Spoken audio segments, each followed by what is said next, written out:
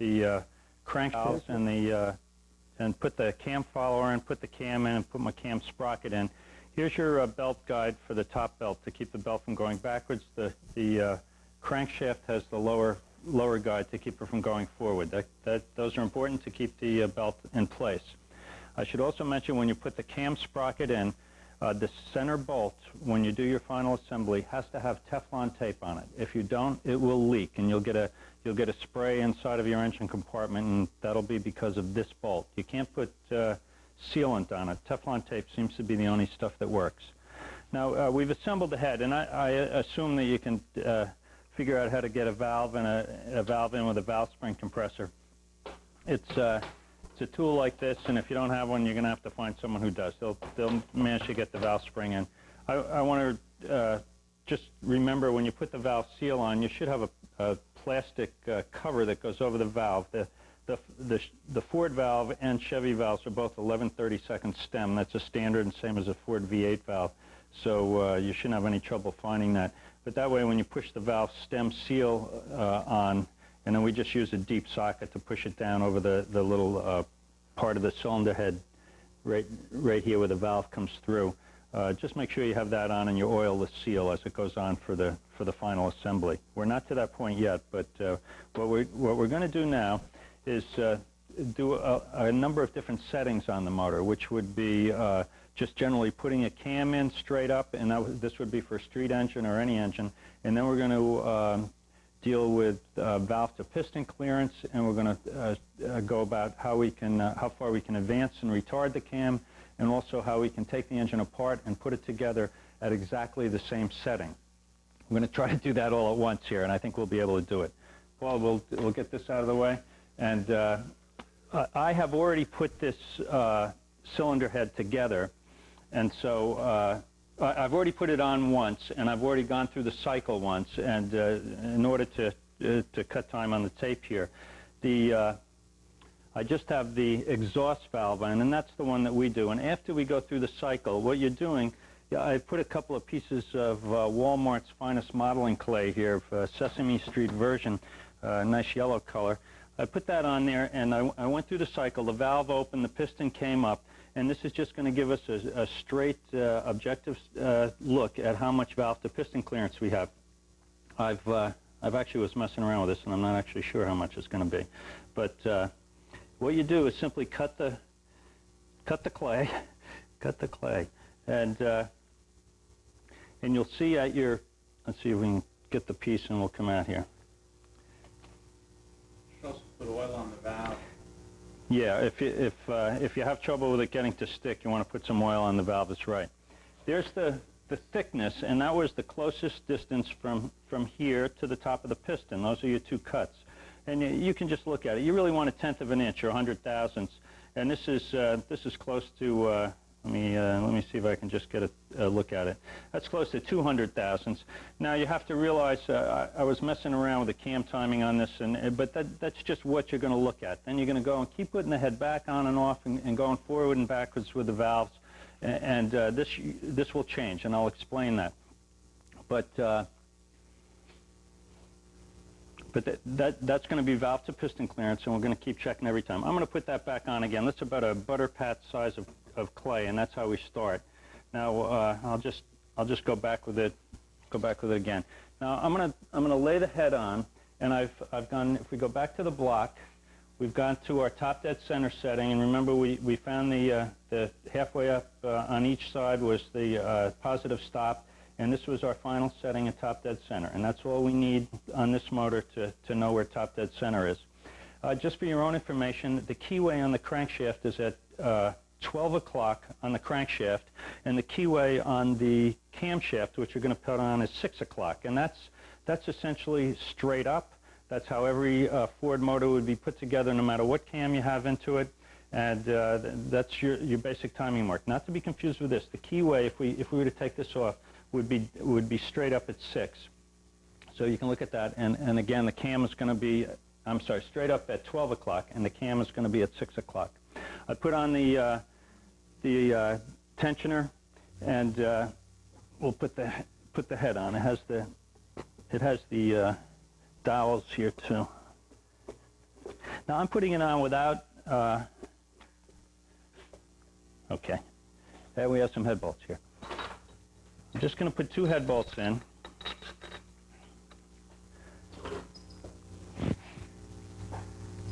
I'm still connected, okay. And I don't really have it straight up. That would be with the keyway at 6 o'clock if you had marked before, and we just have it so you can read our name on the front of it, and it's in the right order. I'm just going to snug this down. Now, there's no head gasket on it either, so what we're doing is doing everything on the safe side. In other words, you have another, what, 35 thousandths on the head gasket? 43 compressed, and so that would be a little more of a safety margin if the head gasket was actually on there. Now, Brian, maybe you can come around to this side a little bit. I'd put... good question.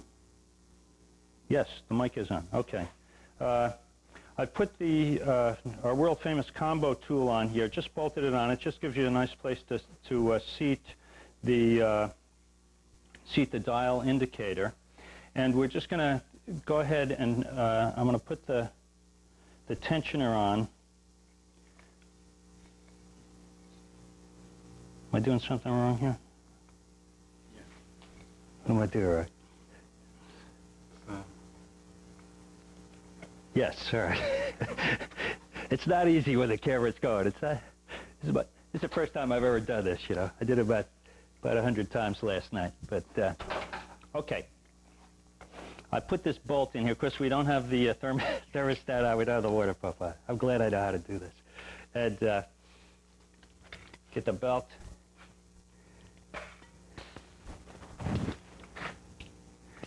I need more hands on this ball.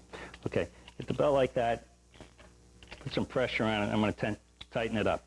Just so you know, when you do tighten up a belt on a 2300, check the belt 4 places. There's 1, there's 2, there's 3, but that's the place where you really want to check. And after you tighten it up, take some tension on the crank, and you'll find that it loosens up right here. And then go ahead and retighten it again. We're not going to do that right now. Also, there's a spring on the tensioner as it comes from Ford. The spring is useless. You can throw it away. This bolt, this is the only bolt that holds it down, and the other bolt locates it in the cylinder head, and that's good enough. Now, we have 2 things. If you were putting an engine in, you know, like a regular street engine, that's all you have to do is put it on the marks. In other words, it would be top dead center for your crank, and you'd get your camshaft with what's called split overlap. It's called straight up, or it's called on the marks. Those all means the same thing. And essentially, if you can't see the marks or anything, and you can't see the 2 lobes on the camshaft, it's when the lobes are equidistant, like the V in a Bonanza airplane, just up like a V like this. And these are your 2 lobes. That's an arbitrary setting, and sometimes we'll put together a street engine, and we'll still be off by a notch on the belt, and the thing won't be able to get out of the driveway or something like that. But sometimes you're off, and it's very hard. This is a rather inaccurate system, and so sometimes the car doesn't run that good. You have to take the belt off and move the cam forward or backwards one bit, and that'll make the car run anyway. So now we've put it on. We showed you the basic marks. And the basic straight up or split overlap on the cam. That's what we're arbitrarily doing here. Now, I have just put the cam belt on at, I'm sorry, I've just put a cam follower on the exhaust valve. And we just use this as a convenient way to keep our relationship between the camshaft and the crankshaft, which is also going to be the relationship between when the valves open and close and when the piston comes up, which is really what it's all about. And will give us an accurate way to disassemble this engine and reassemble it at exactly the same spot to 1 degree. Now, I cheated a little. When we had it off, I have a mechanical lash adjuster in here, and I brought it up to 0 lash when this lobe was straight up. And that's where you take your setting. You just hand screw it up until it's 0 lash. When this lobe was straight up, that's 0 lash. And then I may have screwed up here. We may have to go backwards a little bit, and see if we can do it. All right, no problem.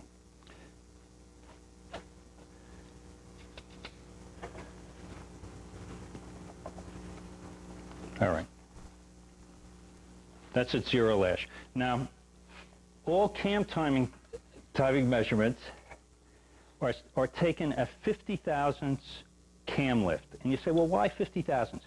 Well, because when this thing just starts to move on the dial indicator, you can't really tell. It's like when you start going up a slope. It's very hard. But at 50 thousandths, you've moved the valve to a point that it's off and it's clearly on the ramp of the lobe, and that just gives you a place where you can accurately measure it.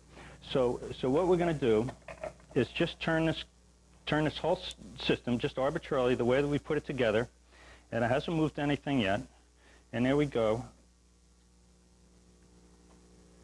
And right there is 50 thousandths cam lift. So what I would do now, it's good adjustable, and I need a pencil ball or maybe a Sharpie over there. Sharpie would do. Okay. What I would do now is mark on the crank, one more mark for us, and that's going to be where we have this cam at 50 thousandths valve lift. And I can take that engine apart. I can mess around with the crank. I can mess around with the cam. I can mess around with the adjustable sprocket, which we haven't touched yet. And as long as that mark shows up when this cam has lifted that valve 50 thousandths, I've put this engine back together exactly the way that I took it apart. And that's kind of what this is all about. Now we have two other things we want to check. We want to check piston to valve clearance and what happens when we advance or retard the camshaft.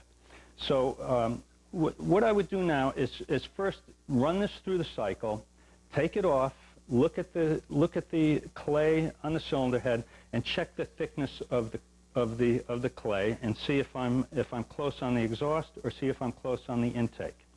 And I'm not going to go through the whole drill on it, but let me show you what happens. Now that was our mark when we're 50 thousandths with the cam essentially straight up on this, and it's a very arbitrary setting.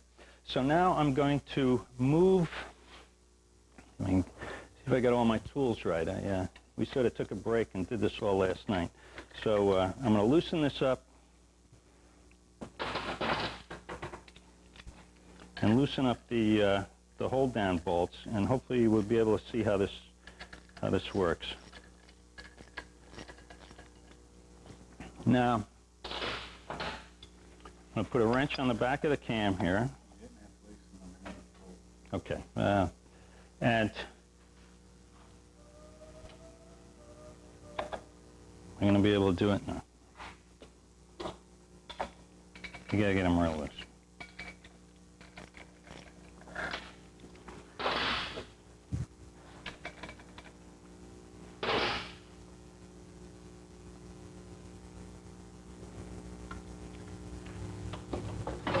Am I missing a wrench here? No.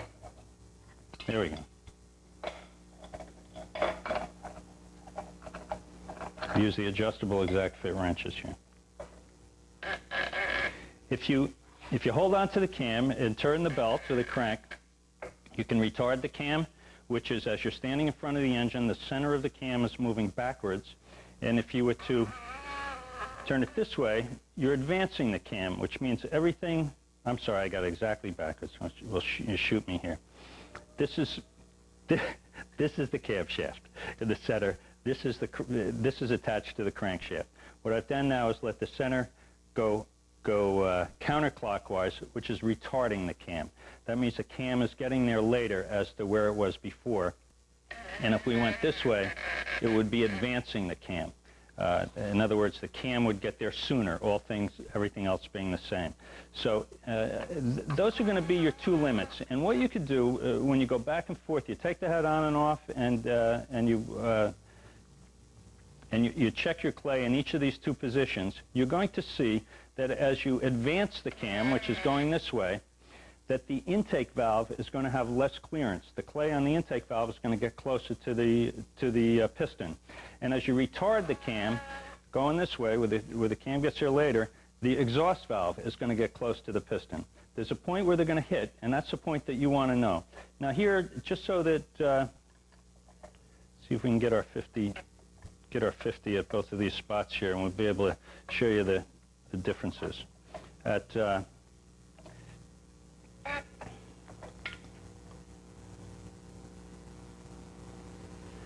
There's 50 with the cam fully retarded, and that would be the mark. A little shaky here. That's with the cam fully retarded, and then going the other way.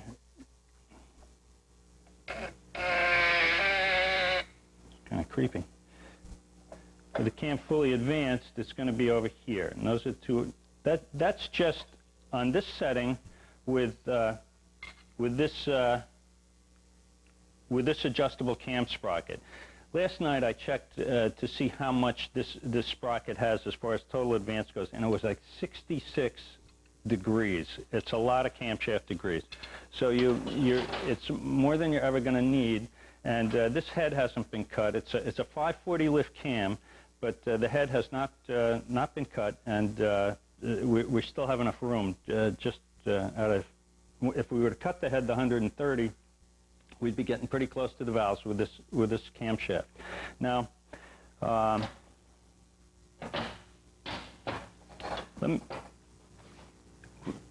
what you're going to find out as you keep going back and forth, and I'm going to show you, you have to go through a little drill when you take the belt off in order to check this. It's a time-consuming thing in which sometimes you get screwed up and lose your setting on the belt, and you have to go back to your original mark here where you started and then keep going. But when you're in the field or you're on a dyno or whatever, from now on you would know that you could not, if we'll say that the valves didn't hit with these two lines, you could never advance the cam, say more than that line, or whatever line you find out that you can't advance the cam more. And that, you could always check that. You could get to that line, and this thing would be at 50 thousandths. You'd be okay. If it was not in that range, you're in danger. You retarded the cam, and you found that it lifted the follower, or lifted the valve 50 thousandths, and it was in this spot. Then you'd be okay. Once you get outside of this, you're in danger of hitting the valve against the piston. So that's sort of your margin of adjustment for the camshaft without having to take everything apart. Once you've found this, you can put the engine together and you can work within that space, and you'll be okay. Now I'm going to just let me tighten it all back up again, and we'll just leave it here at the fully advanced state. It won't really matter. I know there's enough room because I did this all last night. I really loosened this more than it has to be.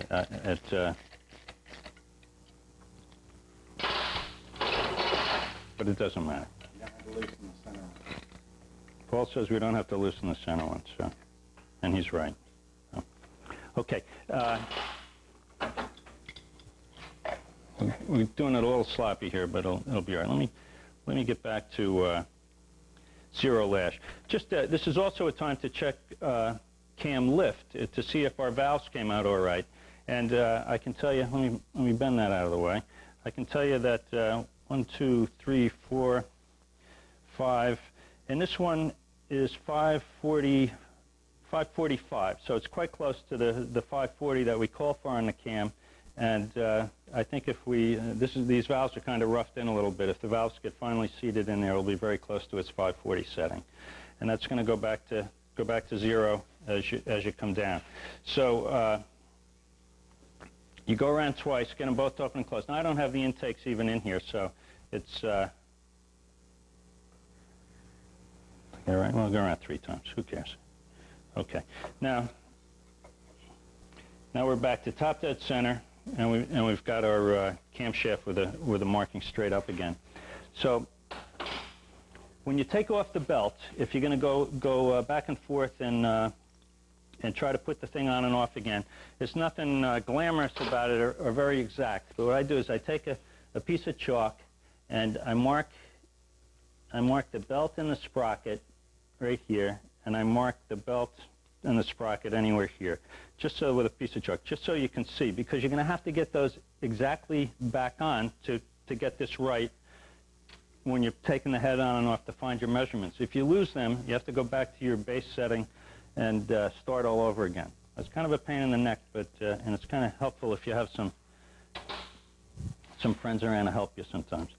primarily, you don't want to lose your setting on the crank, and you want to slide this off. And it's my big showbiz debut here. I don't want to screw it up. Okay, so that's still on the mark, and what I'm going to do when I take the head off and put it back on again, I'm going to try to get that right up on that mark again, and then this would all be accurate. Otherwise, I'd have to go back and do the 50 again and start all over again. So I think did we cover it? I hope we covered it. All right, I had to take the head bolts off too.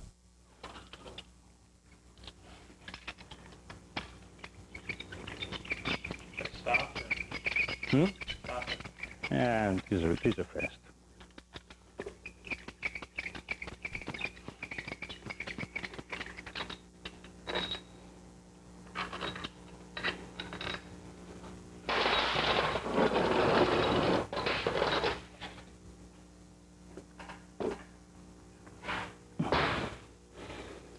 Okay, and that would be it. And then you go back in and you'd cut into your clay again and see how you did when you advanced it, and you go back, put it back on again, try to get the belt lined up the same way, and then retard it and find all of your limits. And that's the drill on finding piston and valve clearance and top dead center.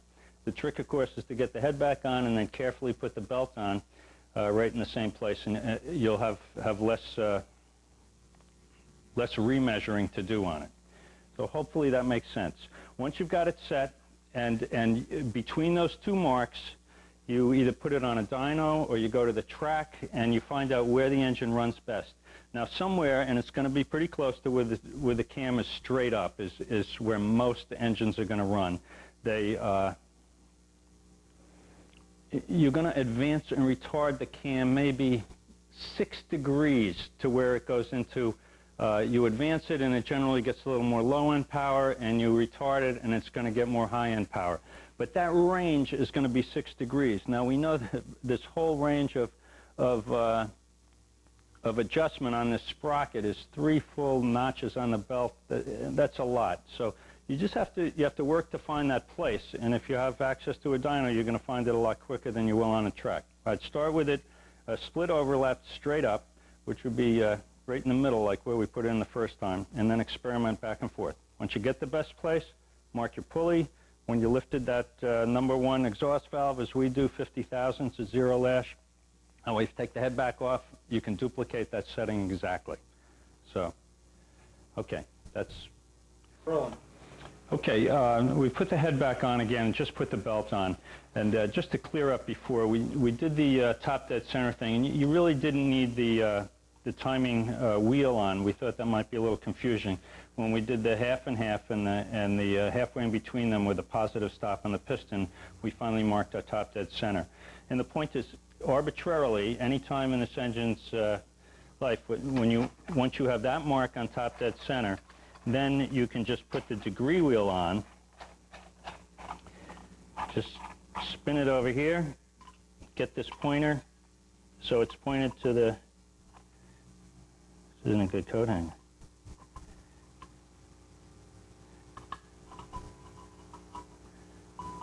There we are. So it's just pointed to top dead center. This is still a top dead center. You make that top center, and this then becomes the measuring reference for the engine. Now, if you wanted to go through and check all of the cam settings for this engine, this would be how you would do it. So you would turn the whole assembly over. They would turn together now. And when this cam, say the exhaust opened, you'd write down that it was 50 something before bottom dead center, and then you'd see where it was 50. Just 50 thousandths from closing, and that would be your exhaust closing mark. Then you'd go over with the dial indicator and do the same thing on the intake, and then you would have that reference for intake opening and intake closing. So that's how the degree wheel works. First you establish top dead center by the positive stop method. Then you just simply put the degree wheel on and put the pointer to it, and that becomes your number reference for the engine. We don't really need it anymore at that. We don't really think it's worthwhile to go through all the numbers on it. We think you put the cam at split overlap, experiment with a little bit, and then mark it on your pulley. That's the best way. we want to go into one of the main reasons we're doing this video actually is to explain total timing, because many of our customers simply don't understand it, and it's one of the most basic settings in an engine, and that's going to be ignition timing. Now we got the cam we got the crank at top dead center, and we have the cam at what we're going to say is straight up or split overlap, and the engine would run. The engine would run just the way it is right now, and the distributor, and we know you put that shaft in there, just simply drops in here, and it can go in any place. It's not critical. If you had the belt off, you could just spin the shaft and you'll see that the distributor would turn around. You just want it at a convenient place where the rotor, which is not on this beauty of a distributor, is about, you put the cap on where it's just about to fire the #1 spark plug. Now, cam timing is one thing, ignition timing is another thing. They're two completely separate things. Ignition timing really makes the engine, is the most basic setting of the engine. Your cam timing is quite unusual that you can do it so easily, but 2300 is blessed with this cam sprocket. So if you're going to start an engine up, or we'll say that most street engines, a guy calls them and says, well, I got it set at ignition timing set at 10 degrees, but he doesn't understand what total timing is. And so what that is the piston comes up, 4-stroke engine, compression, power, what's the other one? Intake, compression, power, and exhaust. That's, I knew I went to high school. Okay, intake, compression, no, I got it wrong, wait a minute. Intake, compression, piston, the spark plug blows up, it's power, and then exhaust, it goes out the exhaust thing. So on intake, the piston is coming down, the intake valve opens. As it comes back up to the top for the compression stroke, since the spark plug fires, it takes it a little time for the flame to go across that combustion chamber. And when you're cranking the engine over at 800 RPM on the starter, you just want it pretty close to the top. So they fire it at 10 degrees before. And it takes that, the starter's cranking over, the spark plug fires, and just as it gets over the top, boom, that's your compression stroke, and starts the engine. Now, within a normal distributor, there are two other factors that will advance the timing. You set it at, we'll say 10, and that's what most cars are set at. And then from there, there's usually a vacuum advance, and that's a tube that goes in here, and it goes up to the goes up to the carburetor. And if you sucked on that tube, it would pull this pickup. This is a magnetic pickup distributor. It would pull this little pickup and effectively advance the timing. And that's as soon as you hit the throttle, you get a little vacuum, and that advances the timing a little more. So here you are at 800, 1,000 RPM. The engine fires, you get a little vacuum, and all of a sudden it starts to advance it. So maybe it advances it to 15 or 20 degrees before top dead center. So now when the piston comes up, engine's going a little faster, the spark plug fires, and now it's firing, it's 20 degrees before it gets to the top, which is 0 degrees. It's firing at 20 degrees before.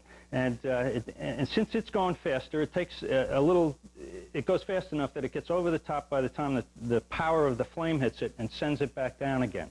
Now, also, inside the distributor are a set of weights that expand. Those are called centrifugal weights. And they, as the RPMs build, they go out and they advance the distributor from down below, just like the vacuum did. They also advance it. So they give it a little more advance. And they happen as the engine RPMs build. So that's going to bring the revs up even more, and they come up, come in at a higher RPM. But pretty much by, we'll say 3,000 RPM, that'd be a safe number, by 3,000 RPM, the centrifugal weights are fully advanced. And at that point, if you were hanging out on your car going 60, 70 miles an hour down the road with a timing light, you would probably have an ignition timing of about 34, 35 degrees. And generally, most normally aspirated engines run at 34 to 36 degrees of total timing. That's a safe total timing. Most turbocharged engines run between 25 and 28 degrees because they're getting that fuel shoved in there. So at 35 degrees, the piston's coming up real fast, and 35 degrees on that degree wheel, before it gets up to top dead center, the spark plug fires, but it's going fast enough. It gets over the top, and you get the full power down. On your street car, if you have it advance too much, you get a ping. That's detonation. And then you just, what we do when we put together a street car, we'll roughly set it, and we'll go out on the highway, drive down in third gear till we get a little ping. Then we'll go and retard the timing. Now, just so you know, this is a little trick, a key. If you have a vacuum advance like this always advances it. So if you turned it that way, the distributor would get to the rotor sooner. Just sort of the same thing we do with a camshaft. The rotor would get to where the cap and wire are sooner, and that would advance it. And am I doing it right? Yeah. And if you went the other way against this, it would retard the timing a little bit. So all you do is just turn the distributor to set it. But what we do is with a timing light, you have your zero. We have a top dead center. That's 0, and you're going to 35 degrees is going to be over here somewhere. And we would mark, say, 35, because most engines run 30. Most 2300s run best between 34 and 36 degrees of total timing. So you put a mark here for 35 degrees, and you do that, with your degree wheel on there, or a lot of pulleys are already marked that way. And we start the engine up, put the timing light on it, and it'll flash on here. And if you have a regular standard timing light, it's going to flash on the 35 mark. And you just sit there with someone holding the throttle open. You bring it up to till the timing with the timing light doesn't change anymore. And then when you turn the distributor, you'll see the mark change on the timing. And you want it to be you just keep revving it to like 3,000, 3,500, where you see it doesn't advance anymore, and that's where you lock down your distributor. And that's going to be your total timing, because when it doesn't go past that, that's the most timing the engine is going to have, 34, 36. Now, for instance, our 302 runs best at 32 degrees. For some reason, 302s do. The old 2-liter motor, if you get past 36 degrees, you're going to melt the piston. That's pretty standard procedure. On the 2300, they seem to be a little more flexible. Guys run 38 degrees and 40 degrees, but our findings on the dyno is most of your horsepower is going to be with 34, 36 degrees total timing. So if you stick there, and that's a big cliff. As soon as you get past that and you get into detonation, you're going to melt the piston down. Now on a highway, you can hear pinging, and you know that you're in trouble. The engine's pinging like crazy, and you say, oh, it's got too much advance. I have to go back and retard that distributor. I have to move that distributor back a little bit. But on a race car, you don't hear that. So you go out there and you don't know what your total timing is, boom, you're going to melt the piston. Because detonation, what's happening is if you have too much timing, the piston isn't making it over the top dead center. It's coming up there, and it's like hitting the can and going the wrong way. Everything's trying to make it go this way, and all of a sudden all of the impact of the timing is on the top of it. So that's a very important thing, and you want to understand total timing. Put that timing light on there, and make sure you got 34, 36. Another way is with an adjustable light, and this is the light that we use in this shop. And with the adjustable light, if you set, we'll say 35 degrees on the dial here, it shows as 0 or top dead center on the pulley. So if 4,000. at 4,000 RPM, or when you've revved it up. So you rev it up, and if that comes back to 0, and this says 35 degrees, that's what it is. You tighten down your distributor, and that will lock in your setting. I should also mention, these lights are not all the same, and ignition is not, or these lights don't always give accurate settings. We have 2 timing lights in the shop, and they're off by 2 degrees. Essentially, when we go to the race, we make sure we take the same timing light that we used on the dyno, and both Brad and I use the same light, so we have to fight for the light sometimes here. But you want to use the same timing light so that you have a repeatability on your engine, and don't just go and get a buddy's timing light and set your motor. You get to know that. As far as having too much timing, it's a very hard thing to detect. But if you do have too much detonation on a race car, you're going to have to get someone who really knows what they're doing, and you take out the spark plug and you look at it with a jeweler's loupe with a big magnifying glass, and if you see little silver specks on the inside, and only someone who's knowledgeable will be able to point them out to you, what you're looking at is the top of your piston that's transferring to the spark plug, and that means you're close to meltdown. And if you can catch it, great. But timing is something you just itch up on. Always be on the conservative side, and you'll you'll be okay. I think that pretty much covers it. We're going to flip the motor over and show you a windage tray and an oil pan, but that sort of covers all that we can come up with for the top of the motor. Well, I'll do one more thing here. The Mallory distributor, we kind of like magnetic pickup distributors, and this is a horrible example of it. This is the stock Ford distributor with a 3-wire system. It's fine. The only problem is most of them are worn out by now, and they're kind of hard to find. And that would be a reason to get a nice fresh Mallory with a nice tight shaft on it and stuff like that.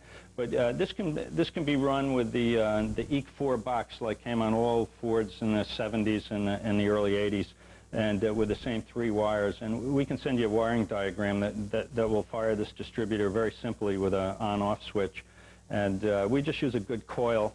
And that's fine. You don't get point bounce, and we prefer a magnetic pickup over a dual point where you have to adjust stuff. A dual point's economical, and that's the main reason. This is a Mallory magnetic pickup as well. It just has 3 wires to hook up, and is very, very simple. And use it with a good coil like a Mallory Voltmaster coil, and you'll be fine. This thing, especially on 4 cylinders, they don't really have too much of an ignition problem.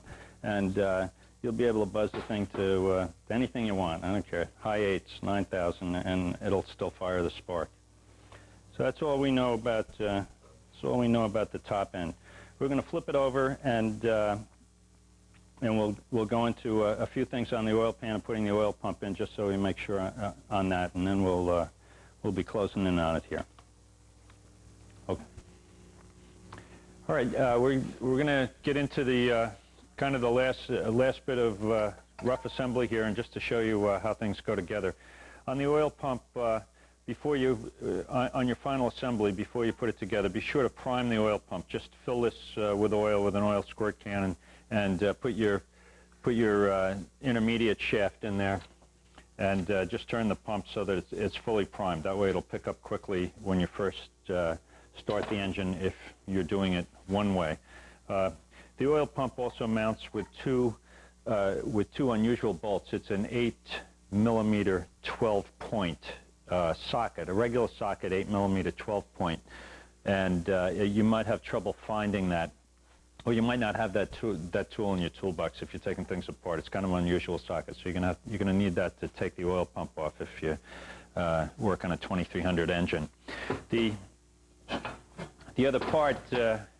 Other part that we have is a windage tray, which is used on racing engines. That fits right on the main bearing bolts. You'd get 4 bolts, 4 main caps like this for the windage tray. What it does is it keeps the crankshaft as it's spinning around from picking up oil in the pan, and it also tends to wipe oil off of the crankshaft so that the crank is spinning in an environment that is just the crank in air, hopefully, rather than dragging through the oil, which will slow it down and whip up on the oil. So that's the advantage of a windage tray.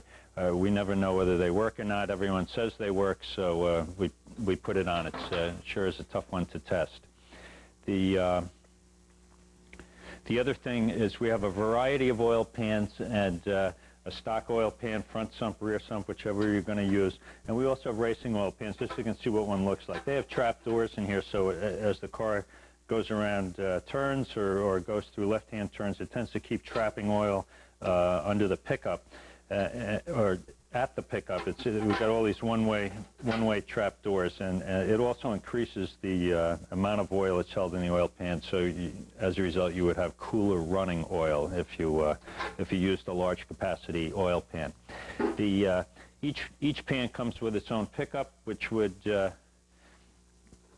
replace the pickup that's on the stock oil pump for that year. All the pickups are going to be different depending on where the pan is and which pan it is. So they have to match. We mention all this because we want you to make sure if you have a stock pan and a stock pickup, it's not a problem. But if you're using a custom pan, make sure that the pickup, and again, use some modeling clay or something on it to check. Just put your oil pump on, put your pickup on, lay the pan on top with a piece of clay to measure it, and just set it down. You should have between 3/8 to 1/2 an inch of clearance between the bottom of the pickup and the pan, and make sure that you check that.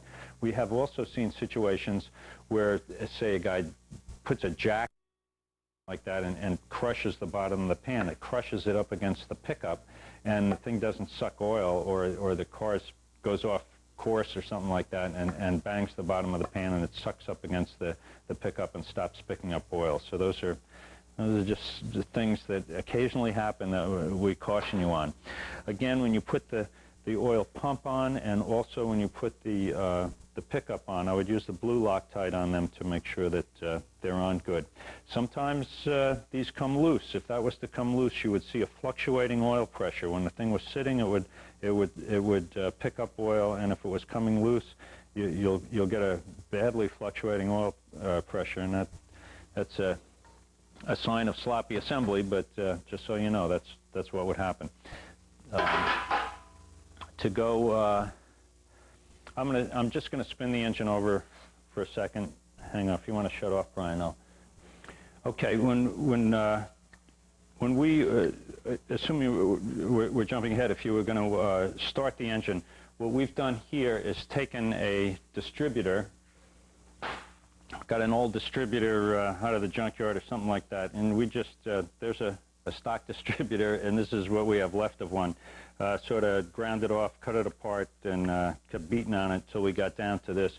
And this is our oil pump primer. So you put your oil pump in, you put your oil pump drive shaft in, then we set this into the block, and we put a 3/8 drill on it, and that will pump full oil pressure all the way through the engine, through your filter, through your oil lines, all the way up to the gauge before you even turn the engine over. So the engine is fully oiled. You should be able to see oil coming out of the holes in the cam, and you'll know that it's all the way through the motor. Just run it for a while until you have oil flowing, and you'll be sure of oil to the bearings.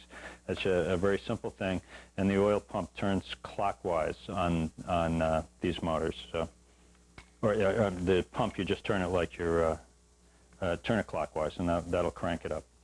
On the V8s, it's counterclockwise, so it's a little tricky. While we're on the subject of oiling, there are two types of gauges, two types of lines that you would put to the gauge. The most popular, and the one that comes with most gauges, is this little plastic line, and this is actually a brake line, not an oil pressure gauge line. This is a Dash 4 air-equipped type line, and if you have a race engine, for a street engine this is fine. For a race engine, these are expensive. Here's a 3-foot one. It costs $40, and they add another foot, it adds about another $10 to these things. But you can go to your grave with this thing. It'll last you forever. And the advantage is that it has a larger diameter hole that the oil flows through, so you get a faster reading on the gauge. And sometimes with this very small tubing that the less expensive one uses, in a race car, we say on an oval track, you're going through a corner, you might actually be losing oil pressure, but it won't register on the gauge because you have such a small tube on it. This will register much faster on the gauge and give you a more accurate reading more quickly than this one will, and that can be very important. The other thing I didn't mention earlier, and just about getting oil temperature. If you had we talked about the remote filter pickup, and you could use a little an adapter like this. This is all plumbing, pipe plumbing. You use an adapter like this and put an oil temperature gauge in. This one's a little smaller than what it should be, but you go to a plumbing supply store or a hardware store and poke around, you'll be able to get something like that where you just intercept your line, and you could put an oil temperature gauge in there. Or if you got a pickup, these are basically the same thing, except this has 4 ports to it. Use your in and your out, and then you could just put your oil temperature right into one of these. Makes it a little easier, and just block the other one off with a pipe plug. That way you don't have to weld a fitting into the oil pan, and you're always in and out without having to take the oil temperature out. The reason I mention the oil temperature gauge is because if you do have, and here's your you know, your bulb for the temperature gauge that would go into either of those fittings. If you have a problem with bearings, it's going to show up. There's going to be oil temperature is going to skyrocket, then oil pressure is going to go down. About 30 seconds later, oil pressure is going to start dropping, and water temperature is going to follow the oil temperature. So it's oil temperature goes first, then water temperature and oil pressure act a little bit later. Oil temperature is your best indicator of a problem in the motor, and you've got a lot of money in this thing, you want to catch it fast. That would indicate a rod bearing or a main bearing is failing or something like that. So we really push to get people to run an oil temperature gauge. That's your indicator. If the gauge is showing a problem, it's usually not the gauge. It's usually a problem. The faster you can catch it, the faster you're going to cure the problem, or save the problem, or save yourself some money on it. All right, I think that pretty much ends it. Just shut off for one. Okay, as a general overview of the motor, that's basically all the stuff we can throw at you as far as putting it together, pretty much. As a general overview of the motor, it does not have an oiling problem. The 2300s just don't. They don't have a head gasket problem, just the way they are, with stock head bolts and stock bearings and a stock oil pump and everything else. Every engine we build in our shop, we put in a high-volume oil pump. We don't know why. It's sort of like peace of mind and insurance. I'm not sure they really even need a high-volume oil pump. The best thing you can do on an engine that you've run, and in a race engine, after we run it on the dyno, we take it apart and we look at the main bearings. That's the heart of the motor to see. It shouldn't take you more than 45 minutes to get a race engine out of the chassis and take a look at it. That's going to be your best insurance over the long haul, is to just keep monitoring it. It's going to start with about 60, 70 pounds of oil pressure, and as the bearings start to loosen up a little bit, you'll see the pressure drop. We've run as low as 32 pounds of oil pressure on a motor that we know is happy before we went ahead and replaced the main bearings of the rod bearings again.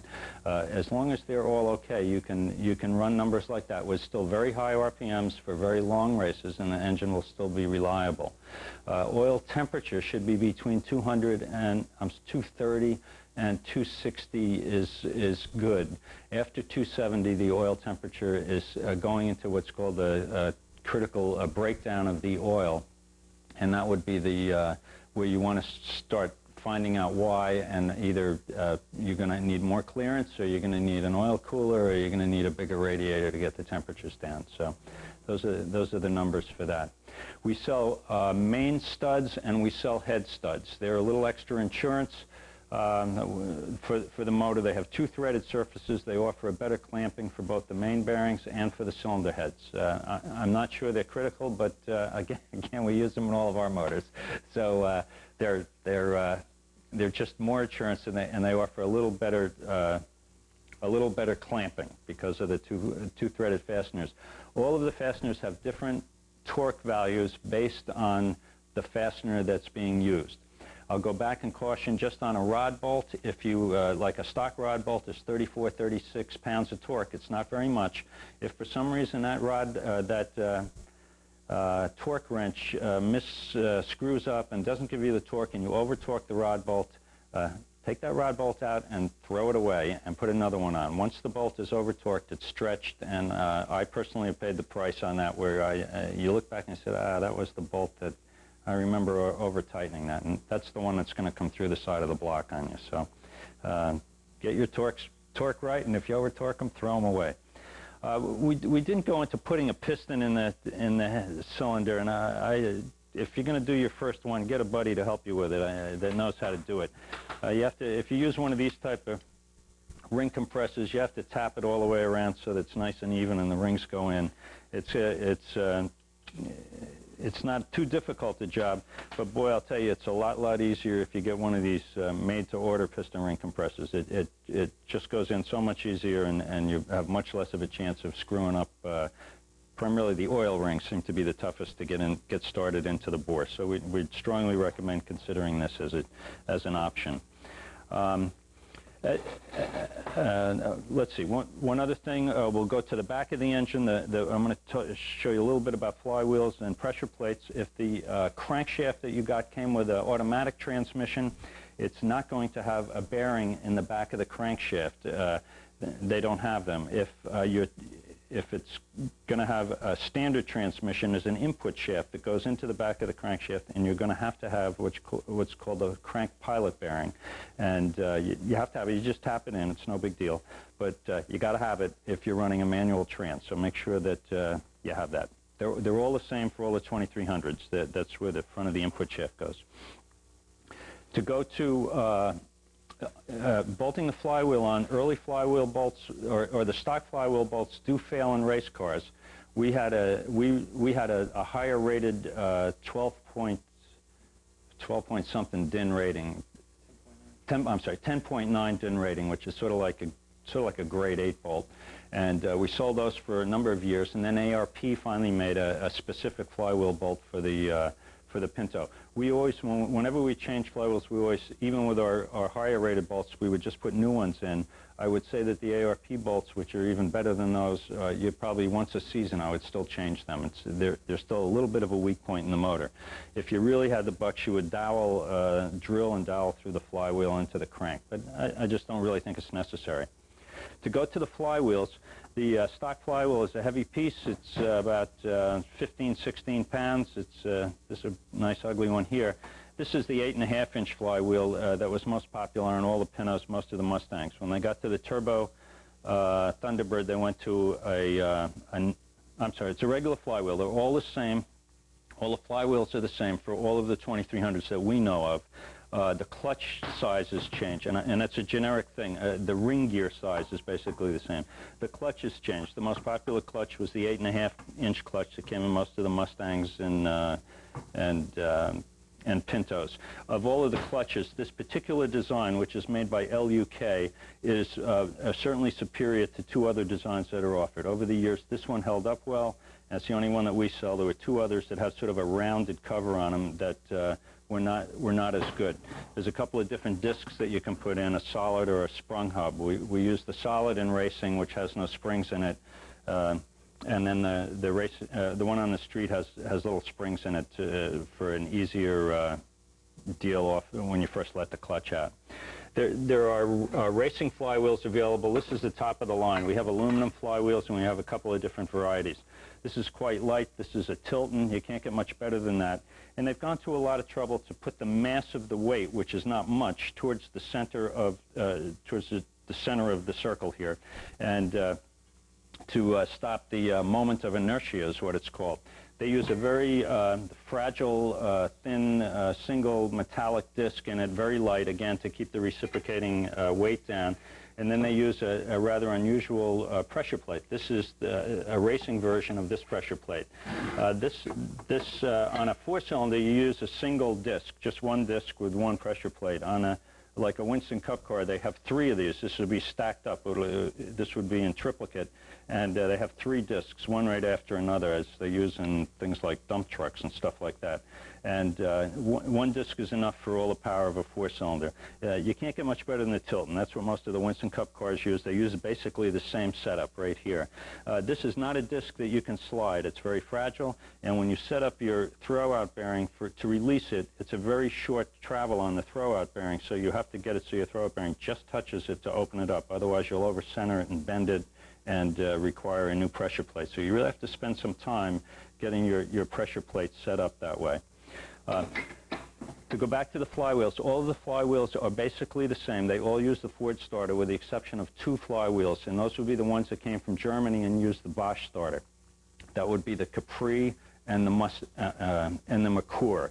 And on those, the ring gear on the starter is placed a little differently, and they're not interchangeable. If you used any of those flywheels with a Ford starter, it wouldn't work. They require the Bosch starter. So that's just one minor difference on all of those. Otherwise, that sort of covers that. As far as as far as performance goes, lightening the flywheel is probably one of the biggest things for performance. A light flywheel will get you off of the corners faster, will accelerate you down the straight faster.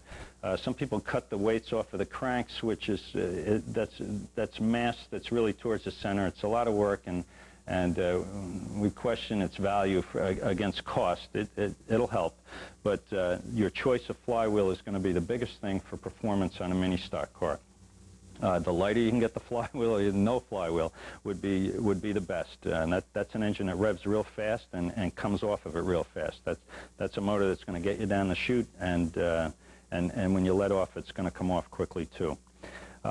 With the flywheels, and they have different thicknesses over the years, and there are also two different transmissions over the years. A lot of different transmissions over the years. There's the traditional Pinto, there's the Mustang II, and we list a little bit of information about them in the catalog. And then when they went to the T5 trans, it has a deeper drawer on the bell housing and a longer distance between the throwout bearing. That's the thing that slides on the shaft and releases your clutch when you push on the clutch pedal. Now, we make 3 different lengths of throwout bearings. I'm showing you 2. There's a standard one and there's a longer one, so that if you have a mix and match or you're using a thin flywheel like this that moves the whole clutch assembly forward, you would end up using a longer throwout bearing so that your clutch pedal travel, as in whatever the car is, will be able to get to the clutch and release the pressure plate for you. So that's primarily the later model T5s have the deeper bell housing because the later models had a really thick flywheel, and so that's how they got it to all fit in there. Okay, that kind of covers everything we can bolt onto the motor. I didn't mention the freeze plugs on the side. When you put the freeze plugs in, we have a little tool. They're over here, Bri, if you can wander around to this side. We have a little tool that we bang them in with. I would get all the paint off of here. This has been quickly painted so it doesn't rust while it's sitting around the shop. And then we clean that off, and we put them in with a number 2 Permatex, real nasty stuff. And we have a tool that's specially sized for it and whack them in nice and straight. But you can do that just as well with just get a good socket about the same size and put a 1/2 inch on there and whack it in that way, and that'll work fine. We didn't cover the rear main seal, and we're not going to. It's we're running out of time here. So you would just put that in. As you put your rear main bearing in, even the 2-piece seal, there are very good instructions in the book on how to get that in and where to put the sealant and stuff like that on it. To go into a final assembly of the motor, assuming you've fitted everything now and you're confident it's all going to miss and you've got your cam where you think you want it and all the rest of it, we would then take this apart. We take them outside. We really clean it down with solvent. We wash the block in hot soapy water and run a garden hose through everything that we think, including the crankshaft. We go through all of the openings in the crank, put a garden hose on it and make sure water's flying out of all of the corners of it. Then right after you do that, you dry it off, and you immediately have to put some oil on it or WD-40 type of stuff just to keep it from rusting. Particularly in the engine block, it will start rusting immediately. And so you have to, after you've done your final cleanup, when you're about to assemble, you kind of have to get your room clean and be ready to go with that. And we just keep washing it down with hot soapy water, regular detergent like you wash dishes with, until we can put a rag in there and no dirt comes out. And it takes quite a while to get it really clean to where you're comfortable with it. Then you got to dry it down. We use an air hose to dry our stuff down, and then just apply a little coat of oil to keep it from rusting. Then bring it in and have everything set up and do your assembly. Just laying your parts out on newspaper is a good way to keep everything, give you a good clean surface for your pistons and everything else. So we had one other thing to mention was there are a few taps that we use to clean out the threads in these 3 taps. We're going to include a little sheet that's an overview of this video with information we thought was helpful. But the taps we use, 6 millimeter by 1 millimeter would be all of your valve cover taps. The 8 by 1 1/4 tap handles the next size up, and the 12 millimeter by 175 are the head bolts and the main stud main bolts. And we certainly run a tap particularly through the head bolts and the main bolts to make sure that they're nice and clean, so that you get a good torque reading when you're assembling them. So those 3 taps will pretty much cover you on that. We're going to talk about one thing. The headers are all covered in the catalog, and give you an idea. For stock glasses, dead stock, we'd run 1.5 inches or 1 5/8. For a performance car, they step up 1 5/8 to 1 3/4. We have 2 versions, one that sort of comes straight through the firewall on a regular car, and another one that goes down under where a traditional headed goes and exits under the car. That's so many different things. It's hard to give you an exact stuff on that. The other deal is on the 350 carbs, we sell a thing that goes into the metering plate, and a lot of people aren't quite sure what it is. See if we can get it like this. This is a Holley 350 carb. This is the float bowl, and this is the metering plate in here. Here's your main carb body. And if you take the metering plate off, your main jets are down here, fed by the float bowl here. And there's a thing called the power valve here. When the vacuum on the going past the carburetor drops to 0.50, I don't know, it's inches or what, a vacuum, this power valve opens. If say it's a 5.0 power valve, you can get them 7, you can get them 3, you can get them all different sizes. At 5.0, but on a race engine, you hit it, the vacuum's dropping to 0. At that point, this carburetor, the power valve opens, and fuel, you see that, Bryce? There are your 2 openings under the power valve, and it allows fuel from the float bowl to go through those 2 holes that, you in on it? Okay, there's 2 holes right here. These holes are big enough to fuel a V8, because this 350 carb and the 500 carb are both made for a V8. So we make a restrictor kit, which you drill out, and then you put this restrictor in. It's much smaller and brings the amount of fuel back towards where a 4-cylinder is. It's not critical. You can even put pieces of wire in there just to take it up. It's just so less fuel goes into it. And remember that this carb is made for V8, so it's more fuel than you need. As far as carbs go, we would recommend more often than not on a short track that a 350 Holley is going to be the carburetor of choice. Even if you're allowed a 500, it's going to have to be a good engine. You're going to have everything right. And if there's any questions, start with a smaller 350. Remember, this is a V8 carburetor. And also remember, we sell these for cars that run in different things. The road racing cars, like that Mustang we looked at before, it'll run at a track like Watkins Glen or Daytona, where it has a straightaway of almost a mile long. That's much different than an oval track, like say a 3/8 oval track, where effectively a straightaway is maybe 100 yards long, nothing more than that or that. So you want a car that's crisp and quick, and you're not in a situation where you're winding the thing out for a minute. So the smaller carb will give you better velocity of the fuel, and will give you a faster throttle action. And most guys, many times we'll see a late model guy come down to mini stock, and all of a sudden those guys who are knowledgeable, they'll keep putting the smaller carb on and going faster. So that's a clue there anyway. Our carburetors, we have our racing carbs done by a guy named Blake up in North Carolina, and he also pointed out something that happens with mini stocks a lot was a guy will have the throttle set so high, he'll have it set to like 2,000 RPM. When he goes into the corner and lets off on the throttle is still wide open and is still sucking fuel in, even though he's off of the throttle, and he gets back on and the thing is too rich. So you want to get your idle setting down to, we'll say 1,000 RPM if you can, or 800 or 900 RPM if you can, so that when you do shut off at the end of the straight, you are in fact shutting off the carburetor, and it can be very difficult to figure that out if you're not shutting the carburetor off enough where the butterflies don't close all the way. It'll give you a false reading coming out of the corner again. All right, you can shut off for me. Okay, I think that's about it. We're out of ammo. We can't think of anything else that's to talk about, and we burned up a lot of your time and a lot of tape here. But we just want you to know we're here, happy to help you out. And if you have a question, give us a call. If anything in here you think we got wrong, let us know. We'll try to correct it. But hopefully it's good information and will be of some use to you. So again, we wish you best of luck with our project, and if you're not sure, pick up the phone and call us. We're here to help you out. Thanks very much, and thanks for ordering the tape.